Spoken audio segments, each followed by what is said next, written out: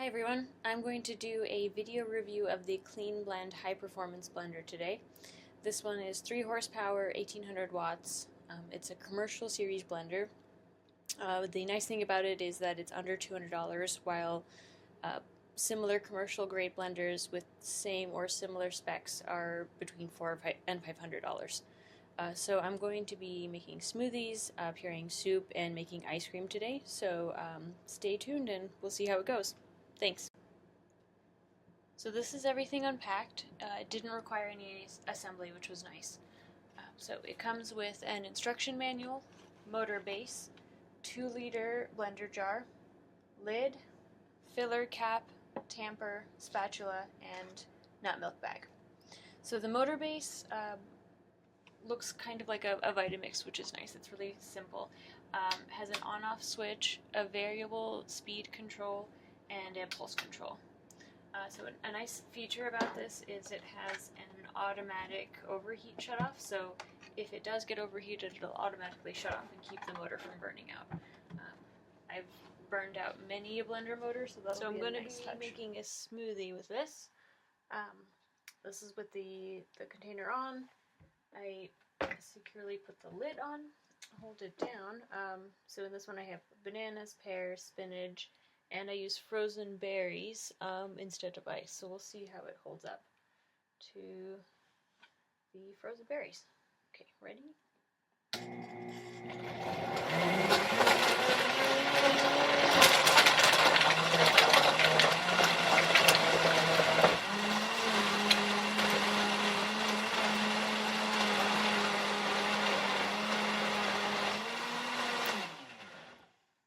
That was really cool. I didn't have to scrape anything down or anything, it just blended everything up. Awesome. Alright, it handles smoothies super easily. Ice cream next. I have a bunch of frozen mango that I've been blending a little bit. I'm using the tamper for this one to keep everything down. So I just done a little bit beforehand because I wanted to just show you the finished product. So you start it at low, you turn it on, and you work your way up.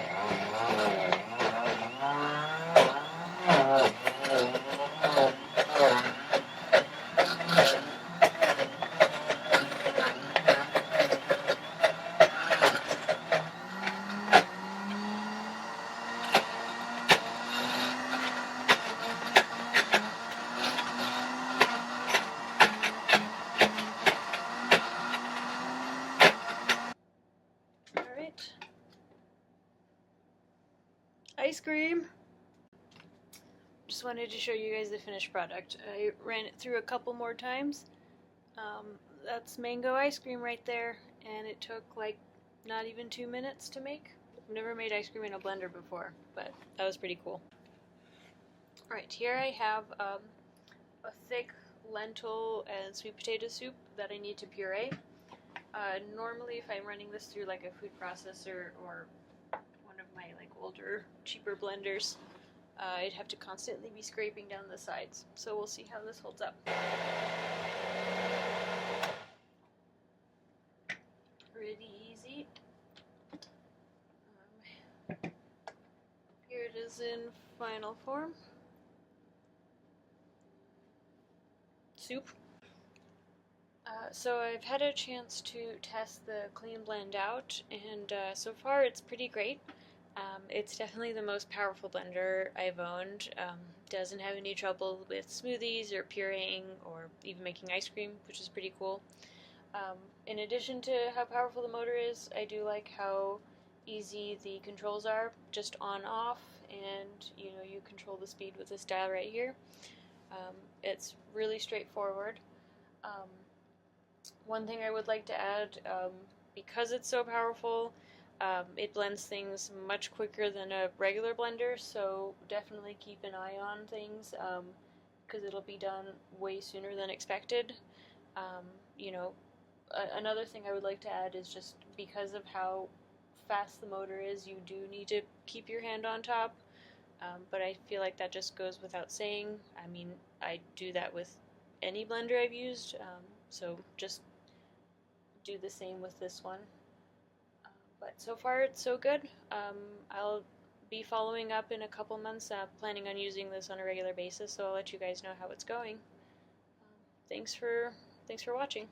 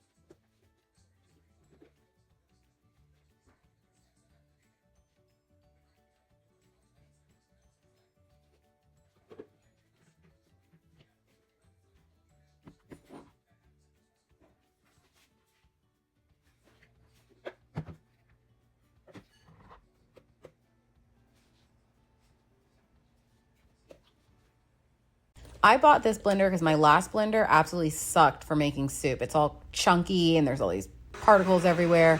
So I got the Cleanblend. Instantly, I was impressed. I'm loving how creamy, smooth, and silky it's getting with very little effort. I don't even have it turned on. I wanted to check out the pulsing feature. I'm loving the shape of the blender. It does hold quite a bit. I think it's like 64 ounces. I've turned it up to a higher setting, and that vortex feature, the shape of it is pulling all of the soup back down and getting it mixed up really well.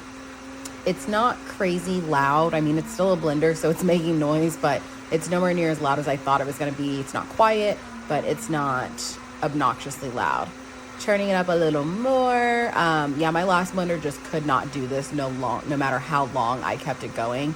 I got it for $150, used like new. It clearly had never been used before. It was all wrapped up nice and neat. The box was a little banged up. I think somebody might have just returned it, but let's check it out and see if it did what it needed to do. That is the texture that I wanted, that my cheap blender could not do. And I didn't want to spend all that money on a Vitamix. So yeah, Cleanblend gets 5 stars from me. If you're looking for a commercial blender like Blendtec or Vitamix, something like that, but you only want to spend, you know, about a fifth the price, this is it. That Cleanblend right there. I've had this blender for about 6 years, maybe 7 years. It is still kicking it out. Wand can go in up top here if you want. Holds about 64 ounces. Your power switch, how much power you want to put into it, speeding it up, faster, slower. Of course, your pulse. And a lot of times you can tell the quality by checking in here for like shavings. No shavings. Metal shavings, I mean. This is a dang good blender. Making a pina colada, so there's a lot of ice in here right now.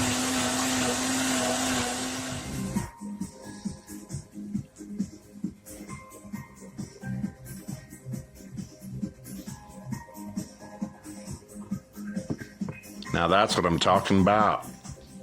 So we just made some fresh tomato sauce with thyme and oregano from our garden and basil, and then tomatoes, tomato sauce and sesame seeds, and we put it in the blender for just about, literally probably 10 seconds, and it made a incredibly delicious tomato sauce. So try it cool. so we know it's the real deal. Pretty good. It's pretty amazing that it seriously the seeds ground up completely, so you can't taste any chunks. Good deal. So obviously I'm returning this machine, but smoke was coming out, and look how it's all burnt. I could have gotten hurt. There was a lot of smoke coming out. But yep, I'm gonna just return this item.